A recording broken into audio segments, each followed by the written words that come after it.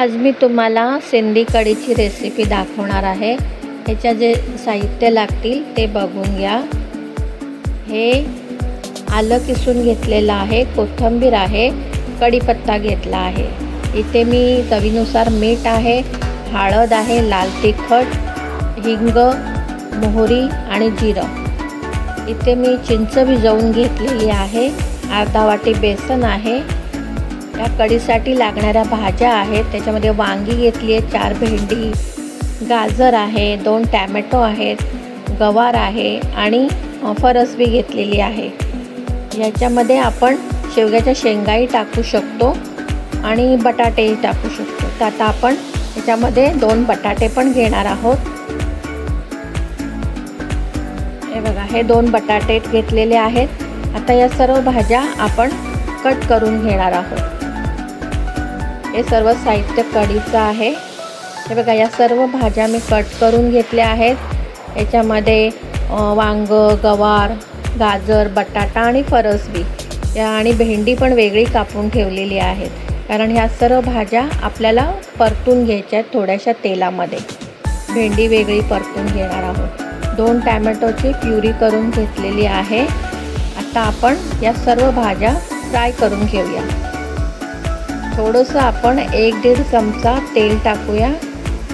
तेल गरम झालं चांगलं की आपण ह्याच्यामध्ये ना आपली अगोदर भेंडी फ्राय करून घेऊया। भेंडी टाकते मी ह्याच्यामध्ये। भेंडी आपल्याला 1-10 मिनटं चांगली फ्राय करून घ्यायची आहे। नंतर ह्याच्यात भेंडी काढून आपल्याला भाज्या 5-6 मिनटं भाज्या परतून घ्यायच्या।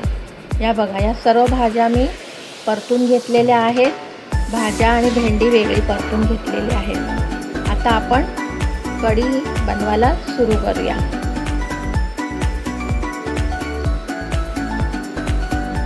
आता इथे मी एक कढई ठेवलेली आहे। याच्यामध्ये मी 2 ते 2.5 चमचे तेल टाकलेलं आहे। तेल चांगलं गरम होऊ द्या। गरम झालं तेल की आपण त्याच्यामध्ये मोहरी टाकून घेऊया।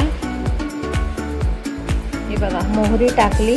मोहरी छान तडतडली ना, मोहरी चांगली तडतडून द्या आणि मग त्याच्यामध्ये आपण जिरं टाकूया आता। हे बघा, आणि मी मेथीचे ना 2-3 दाणे टाकले ह्याच्यामध्ये। ऑप्शनल आहे, तुम्ही टाकायचे तर टाकू शकता, पण मी टाकले। ह्यात हिंग टाकलाय मी। हिंग झाला टाकून की आपण हे थोडंसं असं परतून घेऊया आणि ह्याच्यामध्ये गॅसची फ्लेम स्लो ठेवायची, फास्ट नाही ठेवायची। आणि जे बेसन घेतले ते आपण एकदम चांगल्या प्रकारे ह्याच्यामध्ये परतून घेऊया। बेसन आहे ना छान गोल्डन ब्राऊन होईपर्यंत आपल्याला छान वास सुटेपर्यंत परतायचं आहे। बघा, हे बेसन मी असं परतून घेतलेलं आहे, छान वासही सुटला आहे ह्याचा। आता ह्याच्यामध्ये आपण जे किसलेलं आलं होतं ते टाकून घेऊया। आलं छान परतायचं ह्याच्यामध्ये, कारण छान वास सुटतो आलं परतायला लागलं की।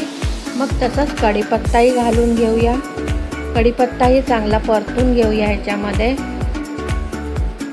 हे बघा, ह्याचं छान परतून घेतलेलं आहे 1-1.5 मिनटं मी हे सगळं। हे बघा, हे असं गोल्डन होईपर्यंत छान परतले आलं, कढीपत्ता, बेसन। आता ह्याच्यामध्ये आपण हळद टाकून घेऊया। लाल तिखट टाकून घेतलं मी ह्याच्यामध्ये। हे पण थोडंसं परतून घेऊया त्याच्यामध्ये। हे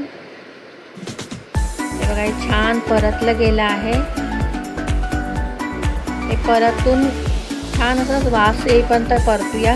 ह्याच्यासाठी ना आपल्याला ह्या कढीसाठी गरम पाणी करून घ्यायचं कधी पण, आणि हळूहळू ह्याच्यात गरम पाणी आता आपण टाकूया, कारण गरम पाणी टाकणार ना तर आपण तेल वगैरे टाकतो ना ते छान सुटतं रेसिपीला आपल्या, किंवा कुठल्या भाजीला म्हणा, कढीला वगैरे, आणि मसाल्याचाही कलर छान येतो। आता मी हळूहळू ह्याच्यामध्ये गरम पाणी टाकते। हे बघा, हे गरम पाणी टाकताना ना कंटिन्यू ह्याला हलवत राहा, कारण ह्यात कसं बेसन टाकले ना त्याच्या गुठल्या होऊ शकतात। म्हणून एका हाताने हलवत राहायचं आणि एका साईडने हळूहळू पाणी त्याच्यात सोडत राहायचं। तुम्हाला कितपत पातळ हवं आहे, कढीत तुम्हाला किती घट्ट हवी आहे त्याप्रमाणे तुम्ही पाणी टाका। हे बघा, आता मी पूर्ण पाणी वगैरे ह्याच्यात टाकून घेतलेलं आहे। आणि आता ना ती टॅमॅटो प्युरी आहे ती आपण ह्याच्यात मिक्स करूया आणि छान हलवून घेऊया। हे हे बघा टॅमॅटो प्युरी टाकून छान हलवलं. आता ह्याच्यामध्ये आपण मीठ टाकून घेऊया चवीनुसार. मीठ टाकलं आहे. परत एकदा कढी छान हलवून घेऊया. कढी हलवायची कारण ह्याच्यामध्ये ना बेसन असल्यामुळे ना गुठल्या होतात कधी कधी, त्याच्यामुळे कढी कंटिन्यू हलवत राहायची. आता आपण ह्याच्यामध्ये जे चिंचेचं पाणी केलं होतं ते टाकून घेऊया. हे बघा मी चिंचेचं पाणी टाकलं आहे. परत कढी हलवून घेतलेली आहे. गॅस मीडियम टू लोवर ठेवलेला आहे. असं कढी छान उफळ यायला लागली कढीला. हे बघा कढीला छान उफळ आला आहे. आता आपण ह्याच्यामध्ये ना आपल्या भाज्या टाकूया. ज्या आपण परतून घेतलेल्या भाज्या आहेत त्या आपण टाकूया एक एक करून. हे बघा या पूर्ण भाज्या आपण कढीमध्ये मिक्स करायच्या. पूर्ण भाज्या मिक्स केल्या. भेंडी पण आहेत आपल्याकडे, भेंडी टाकून घ्यायची त्याच्यामध्ये. भेंडी आपण परतून घेतली का, कारण भेंडीने चिकटपणा येतो म्हणून आपण वेगळी भेंडी फ्राय करून घेतली होती. आता थोडीशी कोथिंबीर आहे ना मी आधी टाकते आणि थोडी मी नंतर टाकेन जेव्हा पूर्ण कढी रेडी होईल तेव्हा.